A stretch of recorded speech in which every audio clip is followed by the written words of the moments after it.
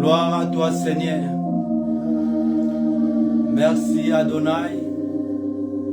Merci, le Tout-Puissant. Qui est encore dans les tombeaux du péché. Que le Dieu d'Abraham vienne nous délivrer ce soir. Que le Dieu d'Isaac, que le Dieu d'Israël soit encore notre consolateur. Il est le rocher de ma vie. Il est le Dieu d'alliance. Celui l'ancien des jours, notre Dieu. Nous sommes là pour l'adorer. Nous sommes là pour élever son nom. Il est le muable Dieu. Il est notre rocher. Yende libanga na biso. Mobateli malamu. Mobateli abikuke na biso. Mokangoli ya mabota.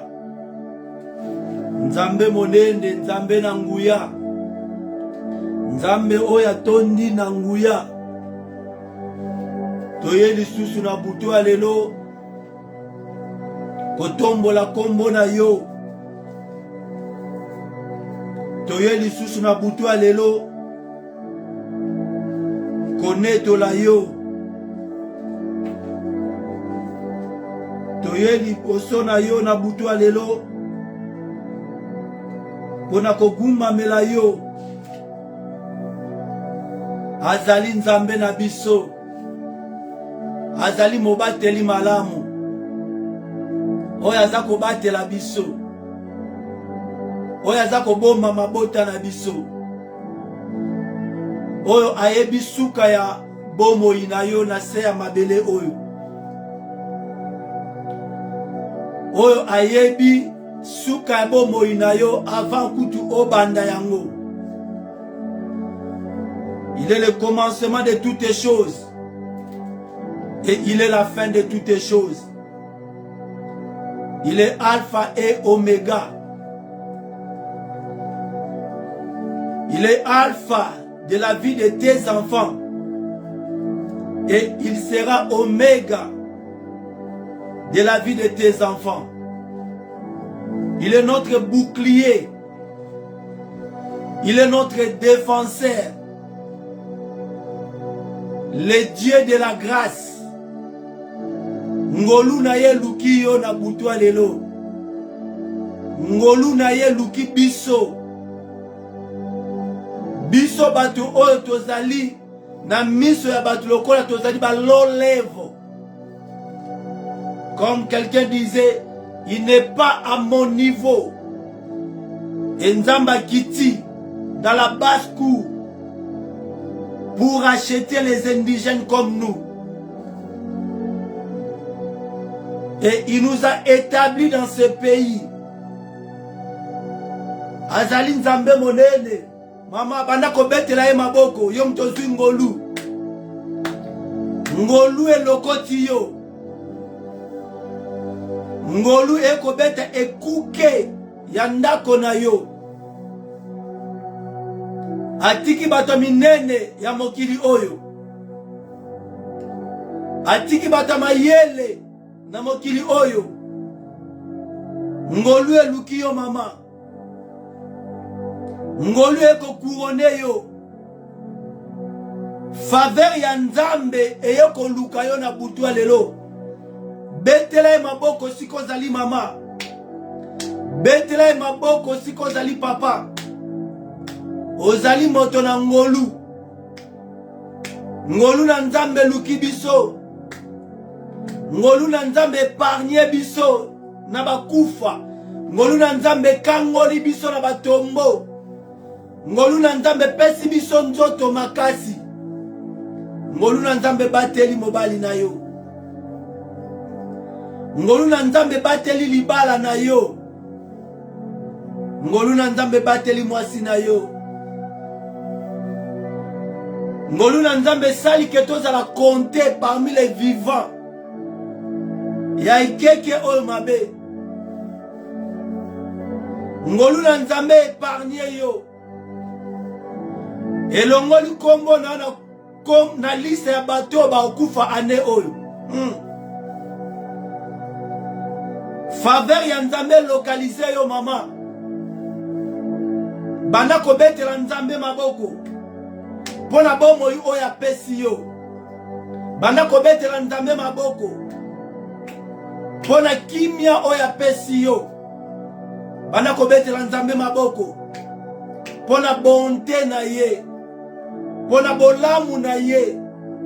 Likola libota na yo. Banda kobetela Nzambe na maboko. Azali Nzambe monene. Oh, laisse-moi t'adorer, l'adorable Dieu. Tu es le pourvoyeur de ma vie. Tu es l'ancien des jours. Naeko pambola yo Yahweh. Naeko netola yo na butwa lelo. Tu m'as délivré de mon tombeau. Tu m'as sauvé de la mort. Tu as éloigné la mort loin de moi. Tu as éloigné la mort loin de ma maison. Tu nous as protégés, oh Dieu. Tu as protégé la vie de nos enfants. Comment ne pas t'adorer? Comment ne pas t'élever? Comment ne pas t'acclamer? Yonde Nzambe monene. Yonde monganga na biso. Monganga monene. Oya luki yo na butwa lelo. Monganga monene. Oya kangoli biso. Alongoli kombo na biso. Na liste ya bawa. Okuma mana yo Yesu. Onetola mana yo. Yonde Nzambe monene. Yonde Nzambe na biso. Nani azalokola yo nkosi na Yuda? Nani akokani na yo? Yonde bandeli pesuka na nyonso. Tu mérites d'être honoré, ô notre Dieu. L'adorable Dieu. Na tomboli kombo na yo Yahweh. Na bomo inangai. Na tomboli kombo na yo Yahweh. Na bomo ya bana. Na tomboli kombo na yo Yahweh. Na ekeke oyo mabe. Na tomboli kombo na yo Yahweh. Na maladi nyonso etungisi biso. Na tomboli kombo na yo. Tombola kombo na Nzambe sukozali. Azali Nzambe na biso. Azali Nzambe ya makoki oyo ezanga ndelo. Toye kopambola ye. Toye konetola ye. Azali Nzambe malamu. Azali Nzambe na biso. Remerciez-le pour son pouvoir. Remerciez Seigneur pour le pouvoir de la délivrance dans ta vie. Remerciez le Seigneur pour son pouvoir de délivrance de toutes formes, de toute adversité dans ta vie. Banda kopambola ye. Abongi na lokumu. Abongi na masanjoli. Azali Nzambe monene. Azali Nzambe malamu. Akumba mana ye. Anetola mana ye. Na kombo na Yesu Masia. Na kombo na Yesu Masia. Ndetolobi. Amen. Amen. Amen. Tige ke Nzamba pambola biso na butu lelo. Nzambe asala biso vraiment bolamu. Na quelques minutes on Nzamba pesi biso pour na partager une pensée qui vient de lui. Et pensée yango ekoki ko pambola libota moko. Pensée yango ekoki ko pambola papa moko. Pensée yango ekoki ko pambola ndeko moko. O azako traverser la vallée de l'ombre de la mort. Nzambe nangolu ayako kanisayo na butwa lelo. Nzambe nangolu ayako essuyer encore larmes sur tes yeux. Et Nzambe nangolu ayako pambola biso. Tozana Romains 12, verset 18. Ici le Saint Paul alobi. S'il est possible, autant que cela dépend de vous, soyez en paix avec tous les hommes. Toko traîner un peu na thème oyo, parce que moi je crois que sans la paix, tu ne peux pas prier. Sans la paix en soi-même, tu ne peux même pas adorer ton Créateur. Sans la paix du cœur, okoki kozala jamais à bonne santé. Et ça, la paix, tu ne peux même pas bien organiser ta vie. Donc, tout tourne, vie na biso na mabele oyo. Et ça, qu'on tourne tout autour, ya kimia. Yango tozo kota na bitumba. Pona koluka kimia, ya ba vie na biso. Pour la paix de ton âme, pour la paix de nos âmes, tous on a besoin que Nzambe asunga biso, asunga peyo. Et moi, je crois que sans la paix en soi-même, tu ne peux même pas être enlevé. Moto oyo azaka na ba conflit partout. Moto oyo azaka na ba problème. Moto oyo azanga kimia. Même na ndaku na ye, na famille na ye, na communauté, na ensemble oyo azaka kosambela. Na bi moto wana oyo azanga kimia. Akoki jamais kozala enlevé.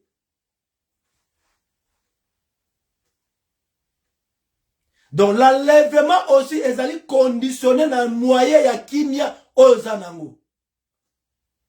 Yamana frère Paul Alobi, recherchez d'abord la paix, recherchez la paix et la sanctification sans laquelle personne ne verra Dieu. Donc tu ne peux pas se sanctifier ce qui kimia ezakati na yoti. Tu ne peux pas être en bonne santé. Ce qui osana kimia kati na yo mokote. Okoki kotumbela nzambe mbekate soki osana kimia te. Okoki ko se présenter devant ba santuté. Soki yo moko osana kimia te. Okoki kote maliboso ba santoté. Soki yo osana kimia te. Parce que l'homme donne que ce qu'il a. Soki yo osana kimia te. Tangu oza kotele maliboso ya basanto, oza ko transmettre milimo oya mabeza kati na yo. C'est-à-dire absence ya kimia ezaka tourment na trouble. Soki ozali traumatisé, soki ozali troublé en soi-même, soki âme na yo ezaka kimia te. Tangu oza kotele maliboso ya basanto, oza ko transmettre traumatisme aux akatinayo. Oui, c'est une profondeur qui répond à une autre. L'homme donne que ce qu'il a. Si l'huile descend pas sur la tête d'Aaron, huile wana, huile précieuse wana, et qu'on quitte na barbete. Et ceux qui quitte na barbete, et qui tapait au bord de son vêtement. Mais ceux qui huile précieuse et qui na mouto ya Aaron et qui na manef na e qui sont les frères en Christ et qui na corps mobimba sur les bords de ses vêtements. Ça dit ceux qui moutou ezana kimia manef ou pe kozana kimia et puis nzoto m'appelle ezana kimia. Mais ceux qui moutou ezana kimia te. Mandefu pe zana kimia te. Nzoto pe zana kimia te. Yamana okoki jamais kote maliboso ba santu soki yo ozana kimia te. Yamana Paul alobi rechercher la paix et la sanctification. Vous voyez? La sanctification est occupée deuxième étape yangolou. Donc avant comment on nzambe étape à liboso zana koluka kimia. Donc avant ton nettoiement, il faut église et vivre la paix du Seigneur. Yango yesabi je vous donne ma paix, pas comme celle que le monde vous donne. Moi je vous donne ma paix. Kimia ya nzambe oza ko surpasser ba kimia otozo sur la mokili oyo. Amen. Parce que kimia ya solo eze pa Yesu Masia. Kimia ya solo eza na kombo na Yesu Masiya. Kimia eza na ba etonga te. Kimia eza na misala te otozwaka. Mosolo ozozwa eza malamu me mosolo ekopesa yo kimia te. Libala ozoluka eza malamu me libala ozoluka ekopesa yo kimia te. Mwasi oza koluka eza malamu me mwasi wana akomemelaka yo jamais kimia. Parce que moto abongwa na katango nyoso. Moto achangeaka. Akoki kolamuka lobi na tongo a changé na ye. Il peut changer sa pensée sur amoni mwasi mwa kitoko koleka yo. Alors kimia ya solo oyo ekomema biso na enlèvement ezali kimia oyo Nzambe apesaka. Donc si to se connecter na ye tozu kimia na ye ne mutu eko permettre biso to netoma to kende na likolo pepele. Yango pona lobi rechercher d'abord la paix. Kowele la badonte. Kowele la service te. Kowele kotumela Nzambe mbekate soki yo moko ozana na kimia te. Je répète, la paix commence en soi-même. Parce que ceux qui ont la kimia na kati ya motema na yo. Ceux qui ont la kimia na kati na yo. Okopesa pe batu kimia te. Parce que quand la profondeur de la paix appelle, il devait-il avoir aussi une autre profondeur de la paix qui va répondre à cet appel. Donc batu o bazwana etonga baza kozela kimia eko ute pa na yo motei. Et maintenant ceux qui ont moté oza na kimia te o transmettre bango pe kimia te. Yamana eza très nécessaire, très important.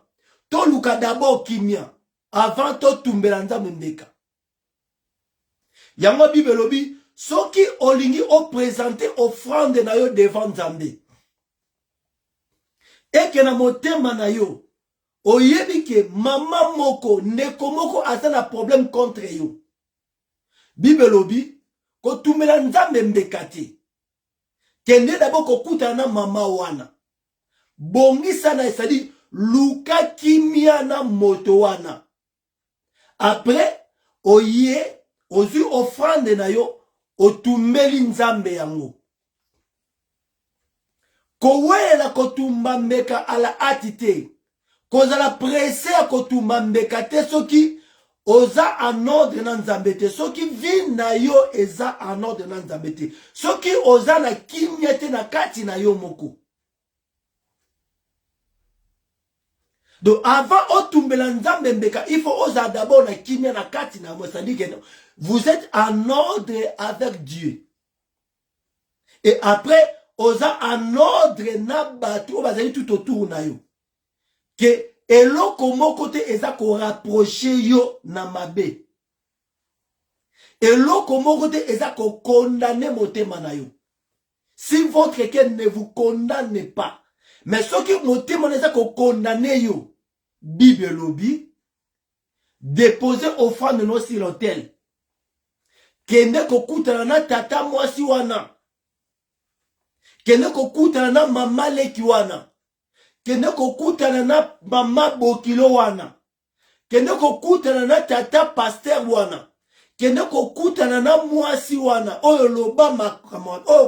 Oyo ozaka na kimia te na ye. A Bible lobi, bon réconcilier, bon bongisa d'abord. Soko bongisi na moto wana, après okoya kozwa likabo na yo oye ko tumbela ngo Nzambe, oye ko offrir yango Nzambe. Sinon te soki otumbeli Nzambe mbeka à la précipitation, mbeka no likabo na yo ekozala accepté te.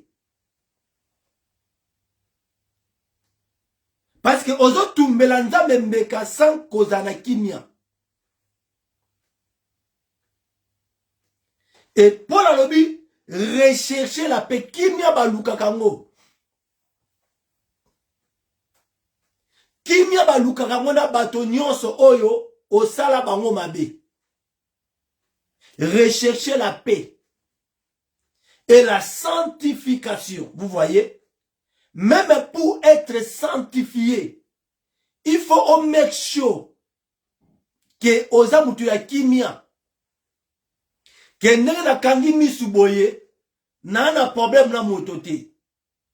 Soki ngai Simon na kufi lelo, na nyonga mutu te, na dette morale ya mutu te, na sala moto moko mabete, na motema na nga na ebike, na nyonga mutu te, na likambo na moto te, ni na famille na ngai, ni na famille ona balela, na nyonga mutu te. Et je sais que quand je meurs aujourd'hui, na okufa na kimia, na koza mutu kimia, na moment de bokolo bakeno son âme repose en paix. Parce que naza na problème na nzambe te. Naza pe na problème na bato ya mokili te. Moto moko tako tombola loboko ke naza na eloko na ye. Moto moko tako tombola loboko ke na biza eloko na ye moko boy. Donc à moi-même je sais que je suis en paix. Parce que Bible dit ce qui olingi o présenter offrande no devant Nzambe. Et que na motema na yo oyebi que maman moko azali kamu contre yo. Et comme déjà obstacle. Bible dit déposer offrande dans un hôtel, ko présenter te. Kene ko kutana na oncle wana. Kene ko bongisa. Va mettre ta vie en ordre avec la sœur ou le frère. Et apprendre, tu es libre maintenant. Yako offrir offrande na yo devant Nzambe. Sinon te, Nzambe ako agréé offrande na yo te. Ce qui olingi o présenter offrande na yo et que na motema na yo oyebi ke moto moko aza kolela na kombo na yo Nzambe na lola ako agréé offrande na yo te.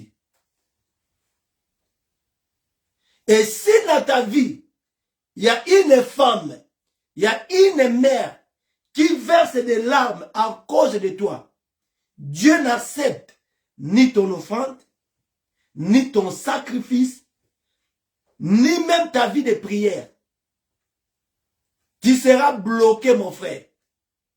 Yama, c'est très important que Luka Kimia. Et dans Romains 12, Paul a lobby, a dit s'il est possible maintenant. Autant que cela dépend de vous. Ayez la paix avec tous les hommes. Offrande no ezawana. Ça dit service on mosa la nzambe za bien. Mais Paul a dit autant que cela dépend de vous. Soyez en paix avec tous les hommes. Awa Paul azoloba catégorie nyoso ya bato. Luka kimia na bato ya ba église nyoso. Aza kimbangiste. Aza la musulman. Aza muta mbudu ya Congo. Aza la nzamba bokoko. Aza bandeko na yo. Aza bandoki. Bible dit autant que cela dépend de vous. Soyez en paix avec tous les hommes. Parce que tous ont préparé notre départ. Okoki jamais connaître toi mana banyongo ya bato. Offrande ne cause à jamais agréé. Si dans ton cœur, oyebike, oamutalo kuta. Nzambe akoki jamais ko agréé offrande na yo. Soki na motema na yo, oyebike ozana ndako libala, mais ozako tricher. Ozako bimana basi mususu. Non. Tu dois mettre premièrement ta vie en ordre. Il faut luka kimia na yomoko. Parce que vie wana oza ko mener na kata ndako libala et ko détruire âme na yo. Et ko bloquer yo. Okoza na boloko ya kindumba. Et ennemi a aimé très bien. Comme nan oluki kimia. Nan moto o sali ba dégâts. Nan ndako na été. Âme na yo eza na boloko. Et le diable sait que ton offrande ne sera jamais agréée.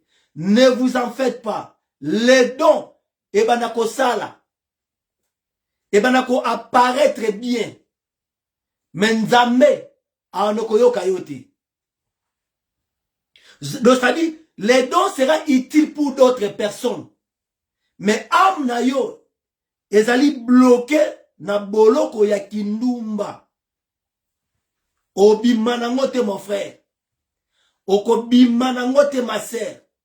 Les dons, ekosala. Les dons, batu bako bandako applaudir yango. Parce que la Bible dit, Nzambe, le Dieu que nous servons, il ne se répand pas de ses dons. Likabanda kosala. Mais yo, osa déjà exclinarant. Yamana Bible lobby. Natango nasuka. Batuana. Bakolo babou.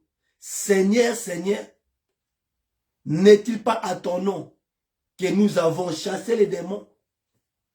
Nzamba koyanula bango. Bolo ngwa mosika na ngai. Bino batune ekobo. Naye bibinote. Donc les dons étaient là pour servir aux autres. Okozalo ko la bourriette. Boyi musala bourriette. Bourriette et memaka zelo temps ba oktonga ndako. Bourriette et memaka ba barre de fer. Bourriette et memaka maille. Bourriette et memaka ciment. Bourriette et memaka mabaya. Bourriette et memaka couleur. Bourriette et memaka ba carreau. Bourriette et memaka ba tapis. Mais tangu naku esilaka. Bazoka bourriette ango. Batiki yango libanda ebete la mbula. Parce que bourriette ezali sale. Ezaki utile pour la construction de la maison. Mais bourriette ezaki utile te ekota na kati ya ndako. Et ce sera la vie de beaucoup de serviteurs. Et ça sera aussi la vie de beaucoup de servants de Dieu qui servent Dieu en vain. Bazako servi Nzambe en dehors ya volonté en Nzambe. Bazo servi Nzambe en dehors ya makomi. Bible ceux qui olingi ont présenté offrande et que na motema na yo. Oyebi ke mutu moko a la problème na yo. Bible obi dépose d'abord ton offrande. Va te réconcilier avec la sœur. Soki oluki kimianaï. Si il est possible, autant que cela dépend de vous, vivre en paix avec tous les hommes. Ici, je parle na bato oyo basala yo mabe. Nazoro bana bato te oyo osala mabe te. Bato oyo basala yo mabe. Parce que ici, l'évangile est comme le niveau mususu. Entre côté la dispensation à Christ. Là où la Bible dit, bénis tes ennemis. Fais du bien à ceux qui te maltraitent. Bénissez ceux qui vous maudissent. Parce que avant l'église et nettoiement, Nzambe azana posa ya ba fils de Dieu. Sans amen. Oh, pour être semblable à notre Seigneur Jésus-Christ, pour être fils de Dieu, aller chercher la paix avec tous les hommes. Matthieu Lobi, heureux ceux qui procurent la paix, car ils seront appelés enfants de Dieu. Heureux ceux qui procurent la paix, car ils seront appelés fils de Dieu. Donc, tant que Yesu akoya kozwa bana na Nzambe. Akoya kozwa batu nyonso te. Yesu akoya kozwa bana na Nzambe. Abi, heureux ceux qui procurent la paix, car ils seront appelés fils de Dieu. Alors Dieu viendra racheter les fils de Dieu et des filles de Dieu. Nzambe akoya kozwa bato bakenda ke église te. Nzambe akoya kozwa bato baza ko servir na temple te. Mais Nzambe akoya kozwa ba fils et des filles de Dieu. Heureux ceux qui procurent la paix, car ils seront appelés fils de Dieu. Et David a bâti Lobi, éloigne-toi du mal et fais du bien. Abi, recherchez la paix et la poursuite. Donc, koluka kimia eza pona bien na biso. Mon frère, ma sœur, okoki jamais kozala à l'aise, soza na kimia te na kat na yo moko. Okoki jamais kozala libre. Ce qui motema na eza ko condamner yo. Okoki jamais kozala libre.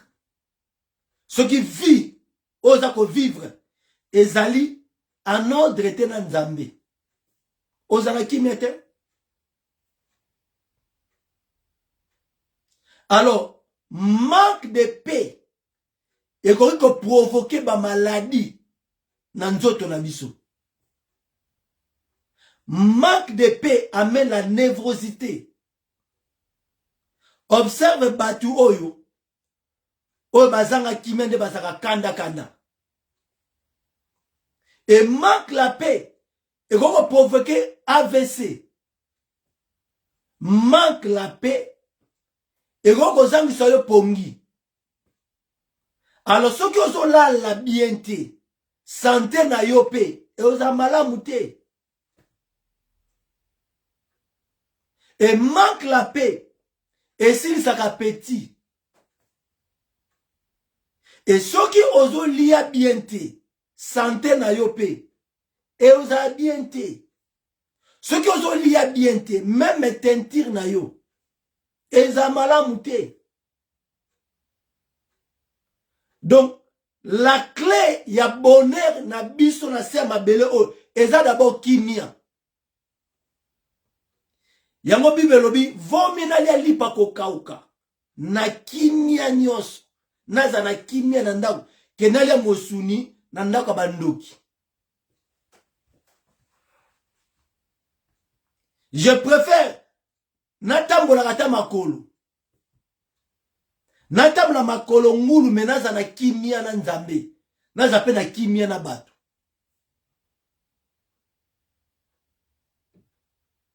Je préfère namelaka mai tous les jours. Que naliaka misuni tous les jours. Naza na kimia te. Naza ba problème na bato.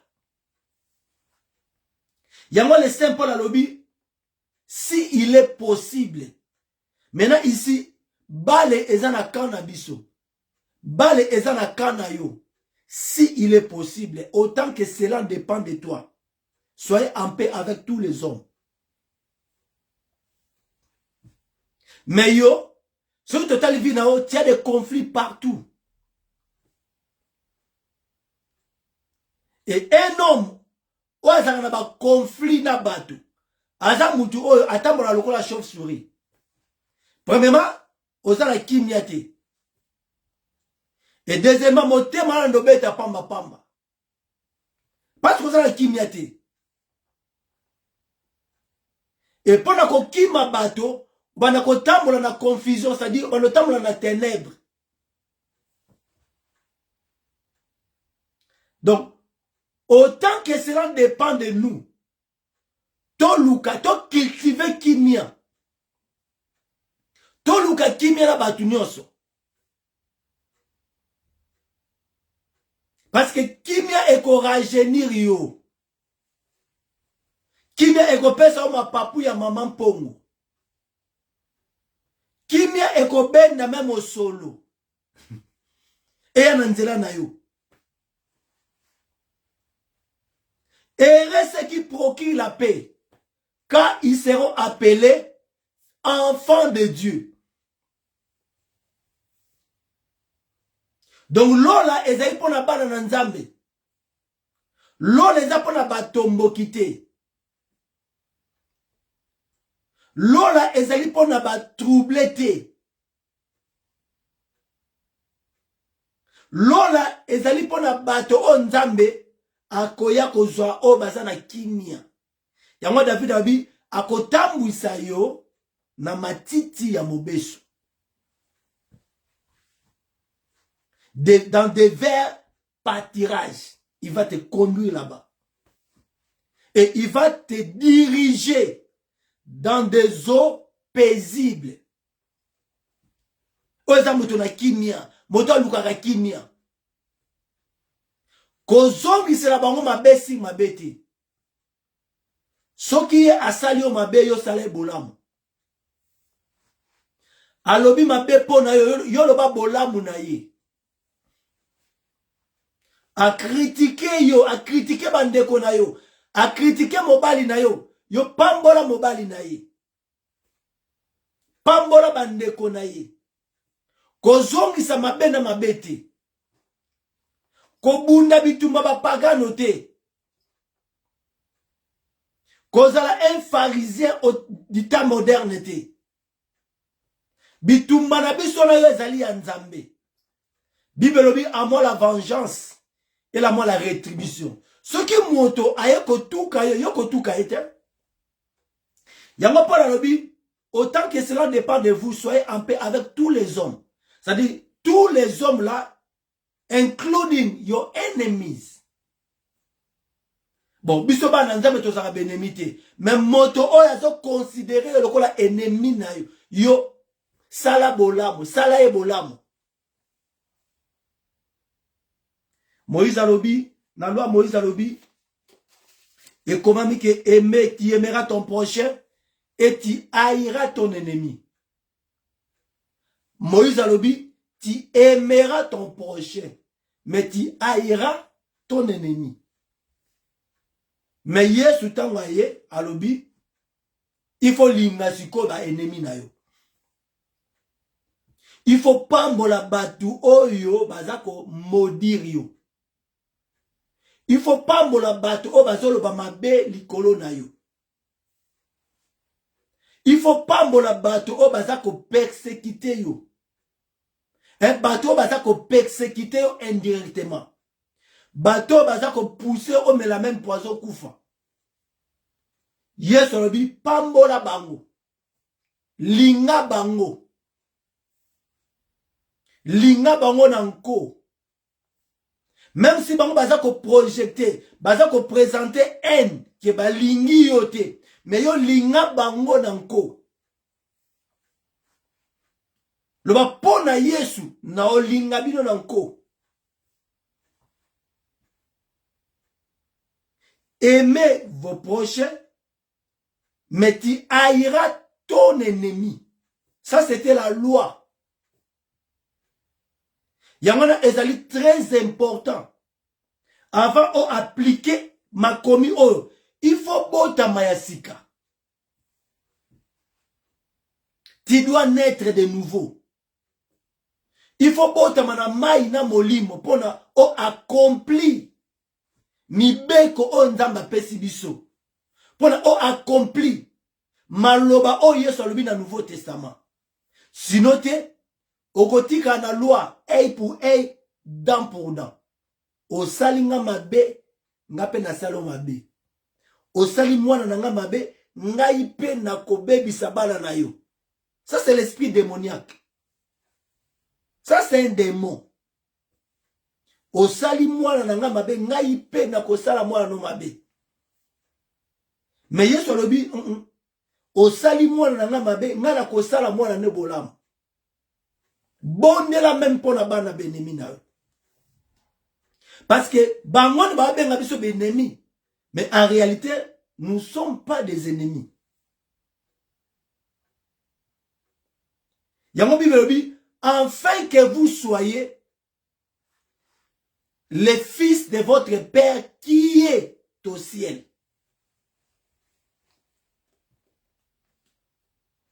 Donc, si qu'on doit échanger, tandis que Sabine à Nicodème, si la nouvelle naissance, Nicodème lui dit,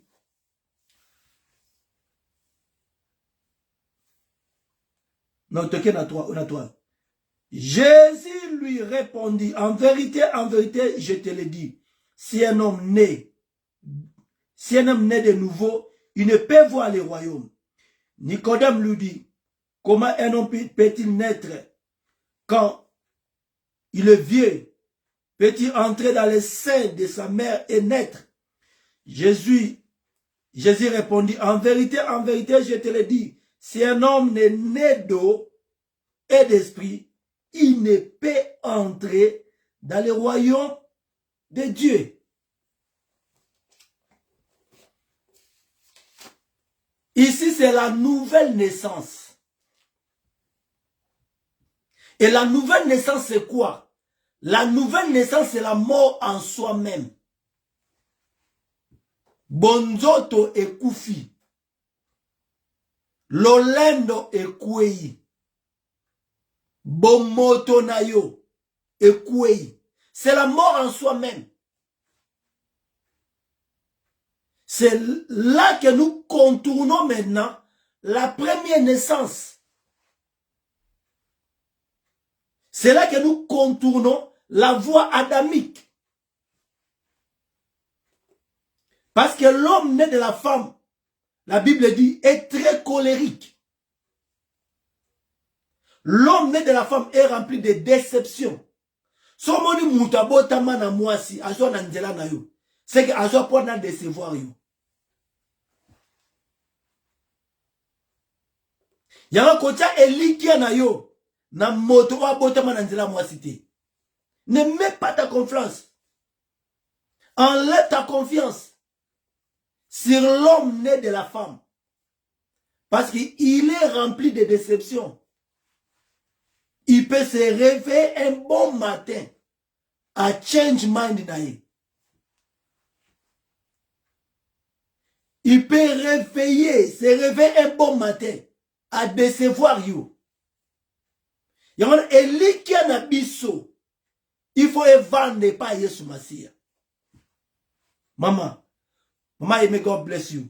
Pour la combattre la mitema na biso. Donc il faut que Eli qui a biso pas Yesu. Kotia Eli qui a mototé. Parce que tout homme né de la femme, il est rempli de déception. Encore à minuit à chanter mind. Akoko betlo maboko lelo. Mais lobi akomi ko lapide yo. Akoko lati sa sultan ya pembe lelo. Mais lobi alongoli sultan ya pembe. Alati sultan ya mwino. Achio maseke. Akomi ko benga yo satana.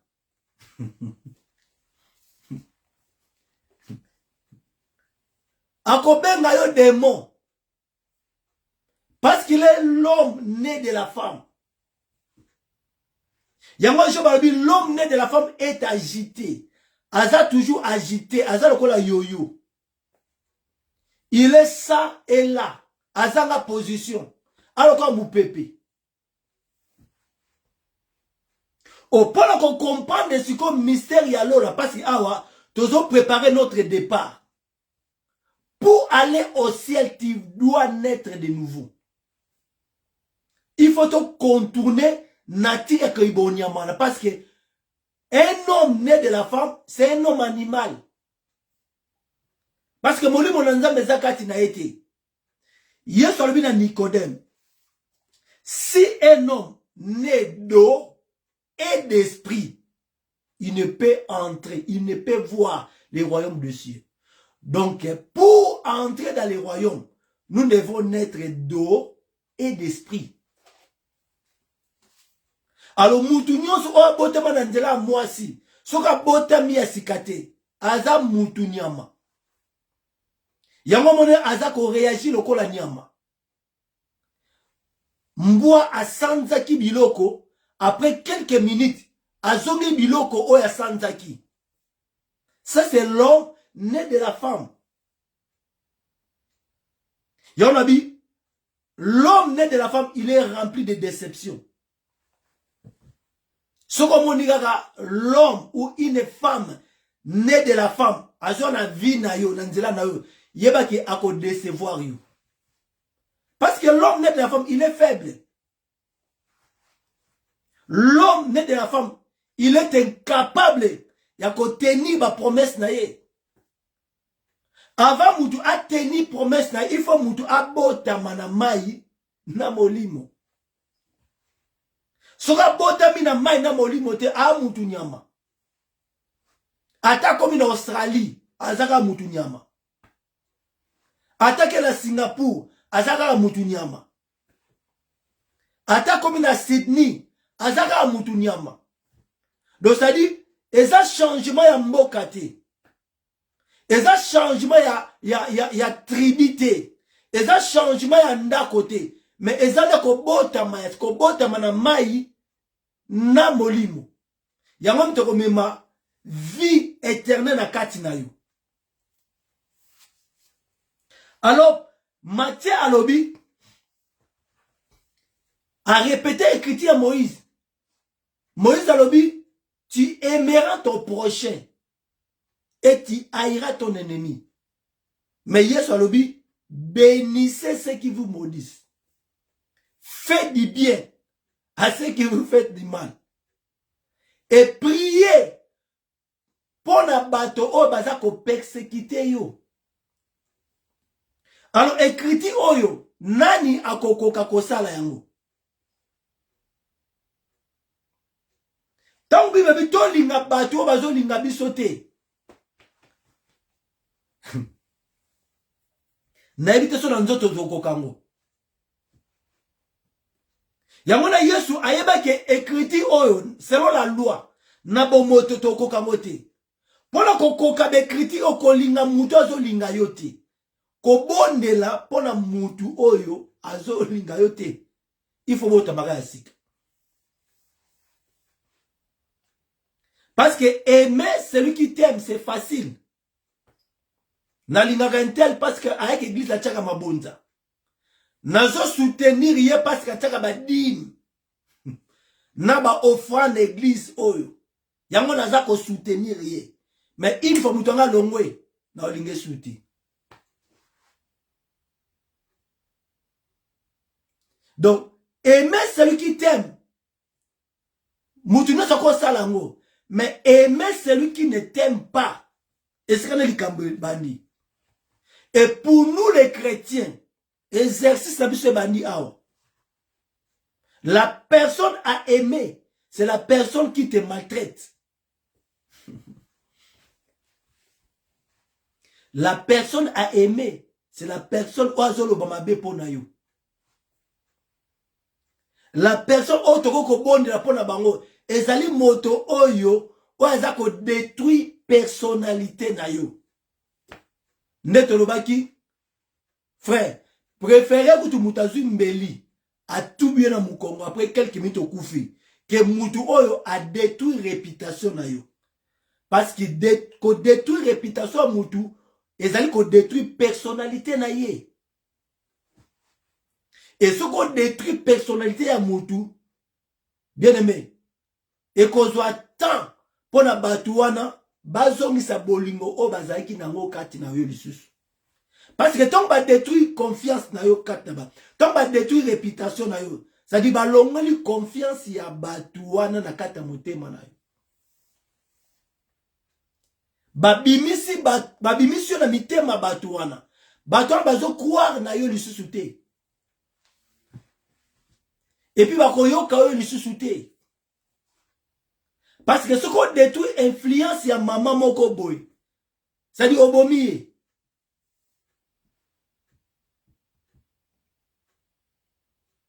Il suffit pas de tata wana zakandoki. Bato bakoyoka lisusu te.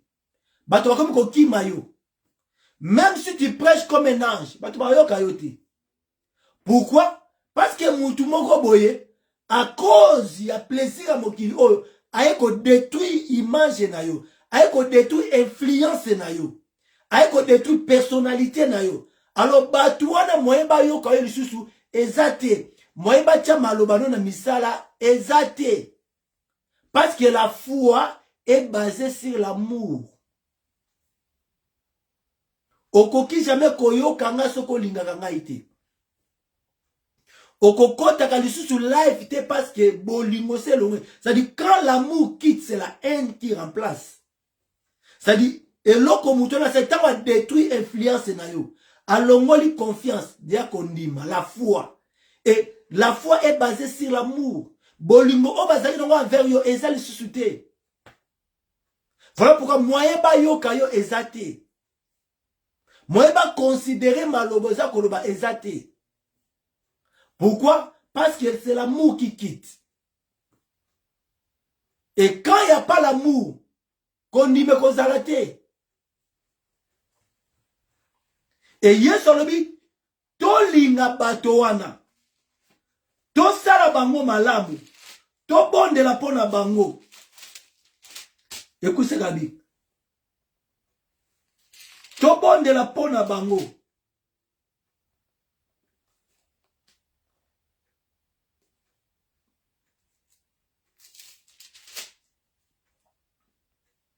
Abi, mais moi, je vous dis, aimez vos ennemis. Aimez, c'est-à-dire, mutuwa linga boma mwana na yo. Nzambe ako yebisa yo. Lingaye. Bénissez ceux qui vous maudissent. Faites du bien à ceux qui vous haïssent. Et priez pour ceux qui vous maltraitent et qui vous persécutent. Écoute maintenant, Kansabi. Afin que vous soyez fils de votre Père qui est dans les cieux. Tangu Yesu akoya, akoya kozwa banana nzambe.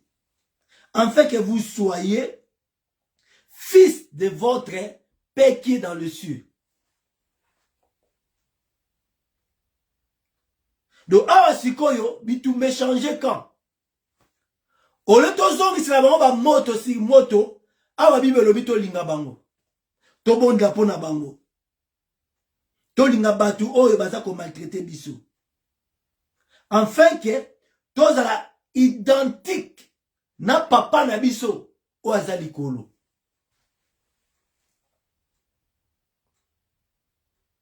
Yamana Romain Paul alobi, si il est possible, autant que cela dépend de vous, soyez en paix avec tous les hommes. Soyez en paix avec vos ennemis. Soyez en paix avec tous ceux qui vous haïssent. Soyez en paix avec ceux qui vous maltraitent. Soyez en paix avec tous ceux qui vous persécutent. Soyez en paix avec tous les hommes. Afin que vous soyez fils de votre Père qui est aux cieux. Alors, comment tokoki ko accompli ma komi oyo? Ce qui te botamité. La nouvelle naissance, c'est la mort en soi-même. Et ça, sous Simothée, mais c'est Christ qui vit en moi. Comme Paul disait, si je vis, ce n'est pas moi qui vis, mais c'est Christ qui vit en moi. C'est ça la nouvelle naissance. La nouvelle naissance des actes badinition na mai obimi. C'est la naissance. Parce que dans la Bible, quand on parle d'eau, l'eau typifie la parole. Donc tous ceux qui sont nés de la parole, automatiquement, molimo na nzambe faut zakati na bango. Parce que Christ c'est la parole. Na elobeli mususu ba o no so ba botama na nzambe. Molimo na nzambe zakati na bango. Molimo na nzambe ekokamba bango. Et à ce moment-là, tokoloba lokola Paul, ce n'est pas moi qui vis, mais c'est Christ qui vit en moi. Parce qu'il a conduit maintenant la molimo na ye. Et molimo na nzambe oyo eko pousser yo. O bon de la pona batu oyo, balingaka yo te. Molimo na nzambe eko pousser o linga bato balingaka yo te. O pambola bato baza kolakela o mabe sans cause. Daye ba malédiction na bango wana eko zwa yo te mama. Parce que malédiction na bango ezali sans cause. Biso tozo bunda bitumba ya ba Eli. Le combat spirituel ne yango. Ko bonde la pona bato baza ko tuka yo. Ko bonde la pona bato baza ko lelisa. Mama, libérez bango. Ma sœur Linda, libérez bango. Ma sœur Pamela, libérez bango. Ma sœur Yasmine, libérez bango. Ma sœur Maggie, libérez bango. Pambola bango. Paul, David a dit, éloigne-toi du mal et fais du bien. Éloigne-toi du mal. Recherchez la paix et poursuis-la. S'il est possible, autant que cela dépend de vous, soyez en paix avec tous les hommes. Bando qui a tout, o basa lukule bitumba, luka kimia na bango. Gêné pour na bango. Et Paul a dit, en faisant cela, toza ko sopela bango makala moto na mitu na bango. Tango za ko sala malamu na mutu asali o mabe. Ezane conteneur makala ya moto na mitu na bango. Tango za ko bondi na pona bato o baza ko lelisa yo. Paul a lobi makala na moto na mitu ya bana na bango. Tango za ko bonde pona bato o baza ko tuka yo, o baza ko maltraiter yo, o baza ko se compromettre na liloba à cause ya position na bango. Nzambe na lola aza ko sopa conteneur ya makala ya moto na mitu na bango. La Bible dit à moi la vengeance et à moi la rétribution. Nzamba ko bundela yo. Nzamba bundela ka basantu. Nzamba tika kabiso te. Nzamba tika ka basantu te. Nzamba ko bundela yo ma sœur. Nzamba ko bundela yo ma frère. Ko bundela ko ba charlatan te. Ko bundela ko ba pagano te. Combat les bons combats de la foi. Combat avec Dieu. Combat avec des versets bibliques. Nzambe ta la position na ngai. Nzambe Bible lobi boy. Tangisa nzambe makomi na ye. Tangisa nzambe problème na yo. Mutu oyo aye ko détruire ngai. Mutu oyo aye ko détruire bana. Mutu oyo aye ko détruire mobali na ngai. Mutu oyo aye ko détruire mwasi na ngai. Nzambe papa na moma oyo. Naza ko sambela pona sali na ye. Le reste nzambe na maboko na yo. Et Paul alobi oza ko sopande makala ya moto na mitu na bango. Maman, ne vous en faites pas. Et lui kolobate que so bonne la bongo nzamba bosa masumu na bango. Ba futa ka masumu na bango. Parce que la Bible dit le salaire du péché c'est la mort. Ba futango. Nzambe ako confondre bango. Nzambe ako anéanti ba plan nyonso ya mabe o bazanango ane oyo contre yo. Omoni ba plan na bango bazo sala wana sans Nzambe. Nzambe ako anéanti kango. Parce que la Bible dit si l'Éternel ne bâtit pas, celui qui baptise, il baptise en vain. C'est-à-dire, nenge bazo tonga sans Nzambe, ba tonga si le sable mouvant, ba tonga la mabele, et quoi. Mais biso, devant la biso ezali, kobon de la kaka. Ke Nzamba kota bitumba oyo. Nzamba kata likambo oyo. Et masumu na bango balona ki ba obuka ngo. Et ko atteindre bango l'un de ces jours. Parce que la Bible dit tes péchés t'atteindra. Vérité zarateti. Vérité. Et on la note de kimobange na yo. Ata osali 120 ans. Vérité. Et au triomphe toujours. Balonga ka vérité te. Oh, la vérité c'est la parole. La vérité c'est Christ. Yango Yesabina Nicodème, tu dois naître d'eau. Tu dois naître de la parole. Tu dois naître dans la vérité. Tu vas naître en moi. Afin que okota bokonza likolo.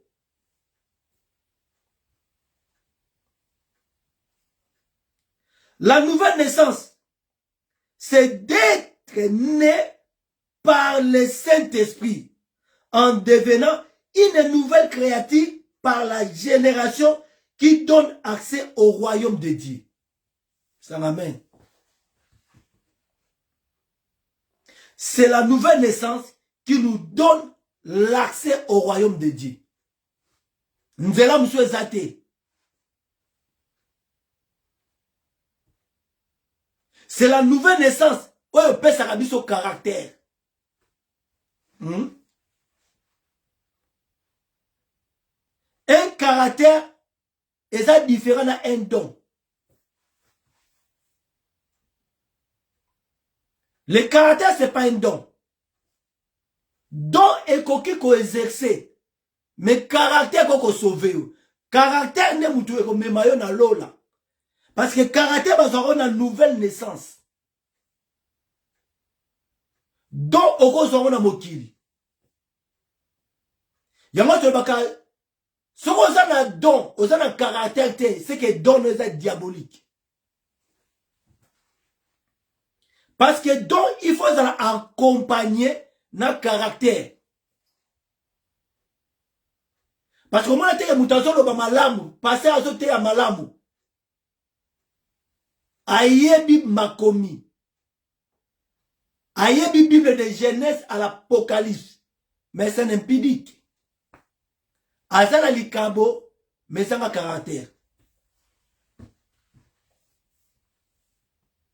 Non, moi, je chante à moi, ça zoyemba bien. Ayemba bien. Mais kimdumba so tikate. Champion koko yana ba choriste.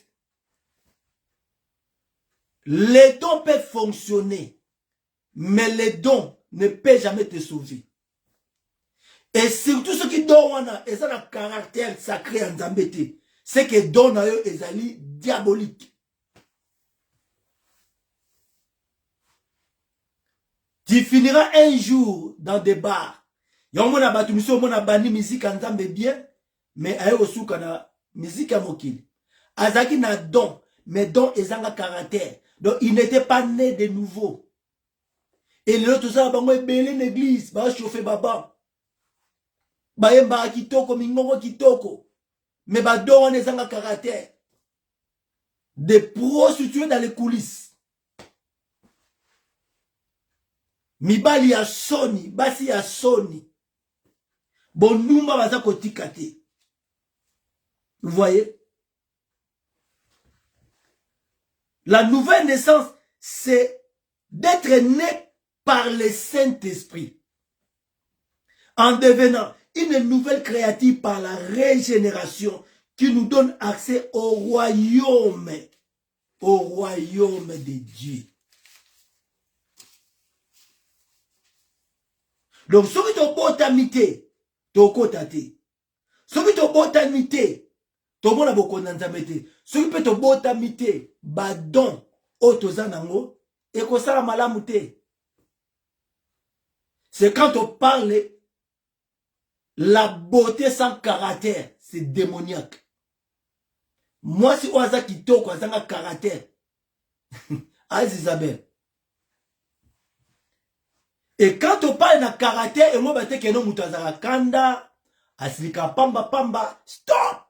I don't want, t'es impolité. Caractère, c'est impolitesse. Caractère, c'est vertu. Puissance. On a ma pesaka, ba homme, na ba femme née de nouveau. Et le caractère, c'est une victoire. Caractère, zali, oyo zali.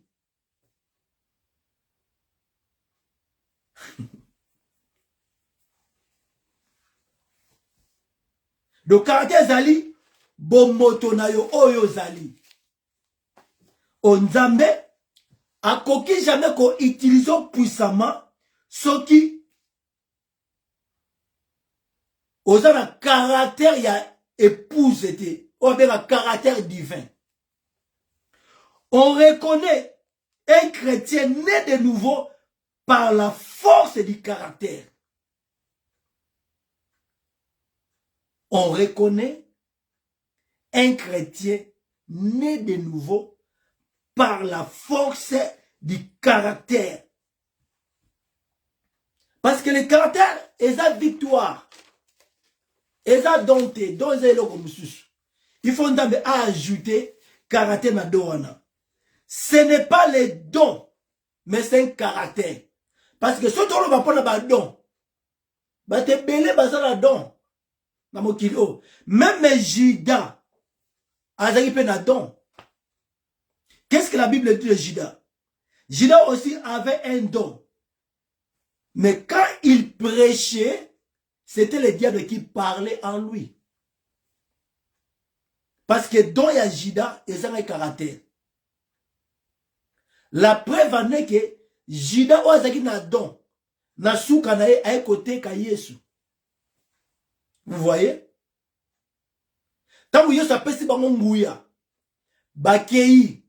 Ba bengani milimo. Tant bazongi ba pesa rapport. Babi, Seigneur, il fallait voir comment les esprits ezaki soumis na autorité au pesibiso. Yesu atali bango abibo sepelate parce que milimo est aussi bino. Mais bo sepela plutôt ce qui kombo na bino. Et komami na buku ya papa. Donc ça veut dire ce qui commune komamité, c'est que vous avez un don sans caractère. C'est que vous n'êtes pas né de nouveau. Mais les dons, Judas Saiki Nango. Donc les dons que vous avez sans le baptême d'esprit. Dowana eko servir le komoroté. Okobandalelo avec foi. Une année aux ana zèle. Deuxième année, badi ko réduire. Troisième année, chute libre au pengui. Bakangi yo na mwasi ya bato. Bakangi yo na mobala bato. Oh, mais papa wana mutu atiaka l'église songolo. Oui, azaki na don comme Judas, mais don on ezaki na caractère te.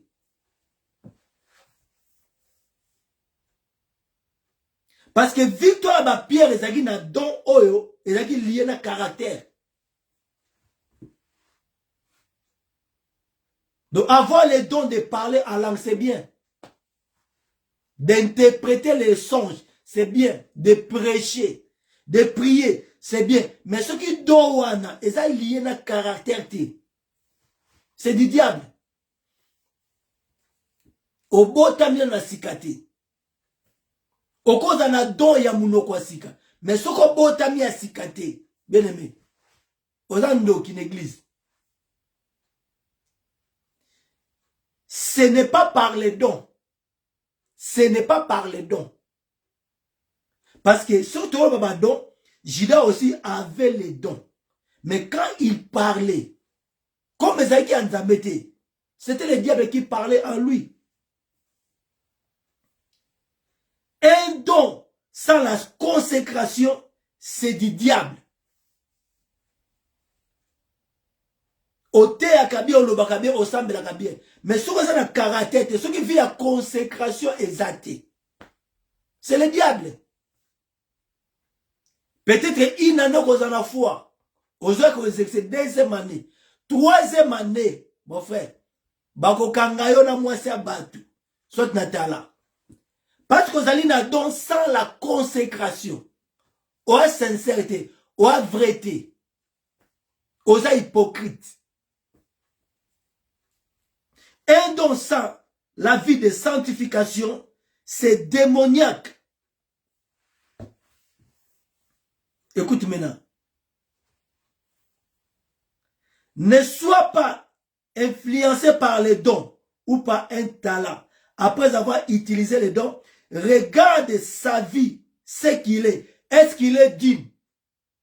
Ça dit qu'on a impressionné na don ya mutute. Qu'on a impressionné na langue ou aza kolobate. Qu'on a impressionné na ba version on a zo pesa binote. Qu'on a impressionné na connaissance on a za nangote. Mais bon, tu as plutôt vie nangai. Après connaissance, on a livré les lots. Vie nanga a ozan nengene.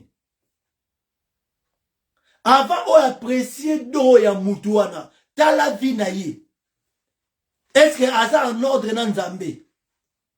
Est-ce que aza ko vivre liloba nan Nzambe? Alors, ce qui aza ko vivre liloba te, c'est que do wana, c'est du diable.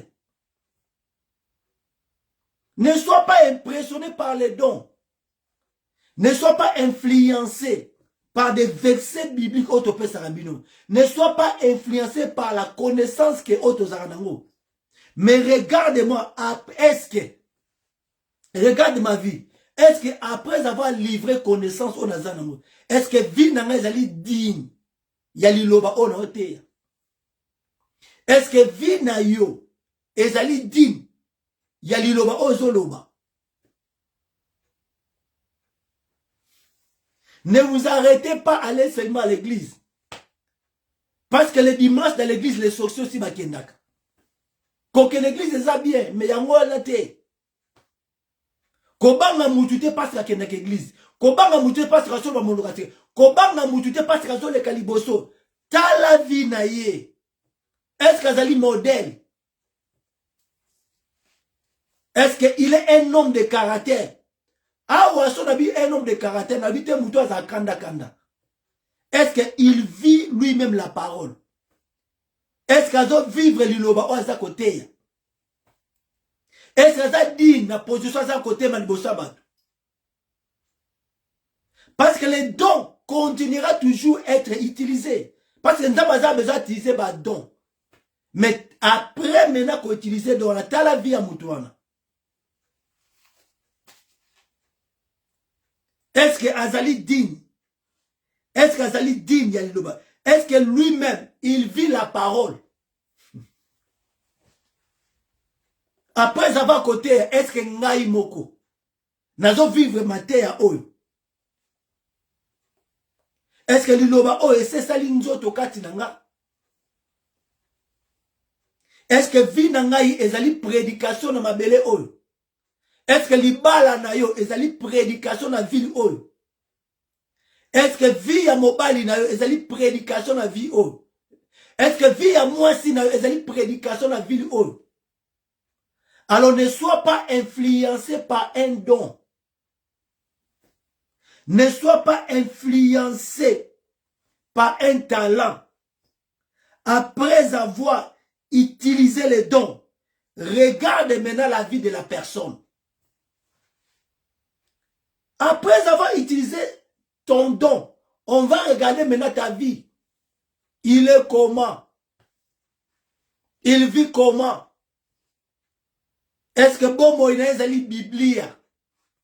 Est-ce que l'innovation est comme une joto? Est-ce que l'innovation est comme une amosuni? Dieu dans la chair, Ndamba comme yo. C'est ça la nouvelle naissance. Ndamba comme moto.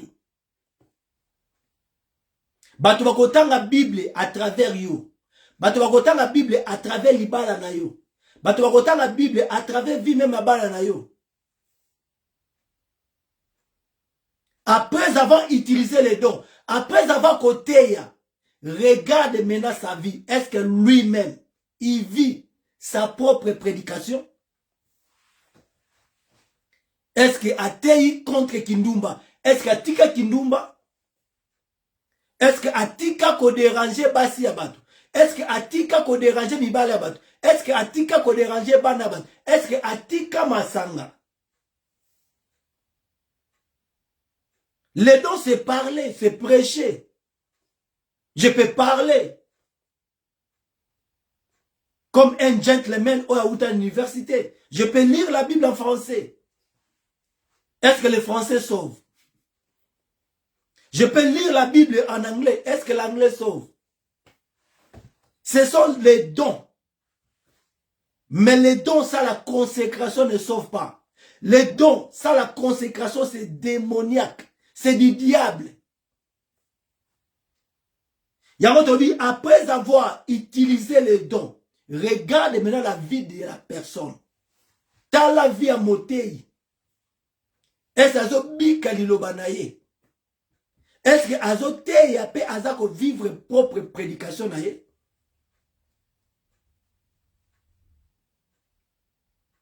Donc, un caractère, c'est une victoire. Ce n'est pas un don. Et on la reçoit à genoux par des jeûnes et prières. Ça c'est Dieu lui-même vient incarner en toi par la voie de la nouvelle naissance. On va contourner la première naissance. Il faut te botama maintenant na liloba. Ozali Christ. Oh, Christ c'est un homme. Après avoir contourné la première naissance qui était la voie de la femme, mais nous voici maintenant, nous devons naître d'eau. La parole, d'eau c'est Christ. Christ c'est un homme. La nouvelle naissance.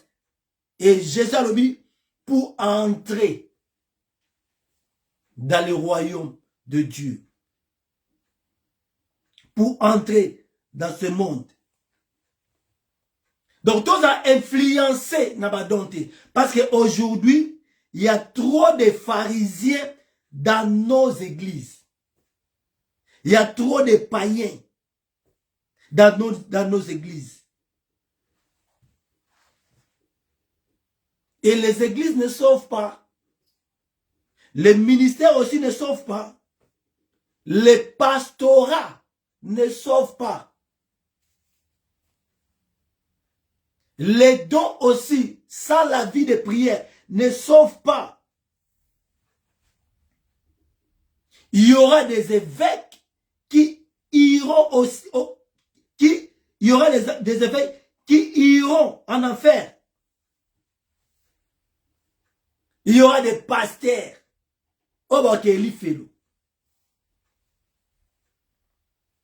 Il y aura des bishops. Donc les pastorats ne sauvent pas. Les dons, sans la consécration, ne sauvent pas. Le ministère ne sauve pas.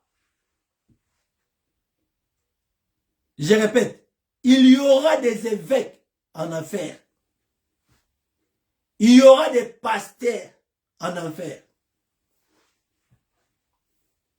Il y aura des apôtres en enfer. Il y aura des pasteurs, il y aura des prophètes en enfer. Il y a trop de pharisiens aujourd'hui dans nos églises. Les ministères ne sauvent pas. Les dons, ça, la consécration vient du diable. C'est démoniaque. Après avoir utilisé les dons, regarde maintenant la vie de la personne. Est-ce que sa vie montre qu'il est vraiment chrétien? Alléluia. Et nous voici pour accomplir les critères d'aimer ton ennemi, you must be born again. Paul a lobby, autant que cela dépend de vous, vivre en paix avec tous les hommes. Autant que cela dépend de toi, ayez la paix avec tous les hommes. Dès que Nzamba pambola litea na ye, to tiki butona na maboko na Nzambe, Nzambe na tiki my brother Willy na maboko na yo, natiki mama Aimé Konde na maboko na yo, natiki lingomba na yo, natiki libota mobimba na mboka tala, Blanchestan, Menout, Selbridge, Leslie, natiki bandeko nyonso na mboka Angleterre na maboko na yo, na mboka France, na mboka Congo, bomba peza na biso na buto lelo, molimo na yo e accompagner biso na kombo na Yesu Masia. Nde tolobi amen. Nzambe apambola biso. Voilà, tokutani à la prochaine. Bye bye.